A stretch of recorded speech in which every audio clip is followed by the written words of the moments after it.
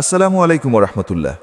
প্রিয় ভাই ও বোনেরা, ইসলামে রোগী দেখতে যাওয়া একটি মহান সুন্নত এবং ইবাদত। রাসূলুল্লাহ সাল্লাল্লাহু আলাইহি ওয়াসাল্লাম বলেছেন, এক মুসলমানের উপর অপর মুসলমানের হকের মধ্যে একটি হলো অসুস্থ হলে তাকে দেখতে যাওয়া। এতে বিপুল সওয়াব হয়, ফেরেশতারা দোয়া করেন এবং জান্নাতের ফল পাওয়া যায়। রোগী দেখতে যাওয়ার কিছু গুরুত্বপূর্ণ আদব হলো, প্রথমত, উপযুক্ত সময়ে যান যাতে রোগীর বিশ্রামে ব্যাঘাত না হয়। দেখা সংক্ষিপ্ত রাখুন, বেশিক্ষণ না বসে তার কষ্ট না বাড়ান। দ্বিতীয়ত, রোগীর সামনে সান্ত্বনামূলক কথা বলুন, তাকে আশ্বস্ত করুন যে ইনশাআল্লাহ শীঘ্রই সুস্থ হয়ে উঠবেন।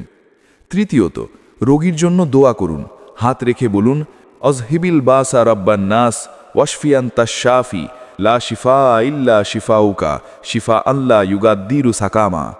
অর্থ, হে মানুষের প্রতিপালক, কষ্ট দূর করুন এবং আরোগ্য দান করুন।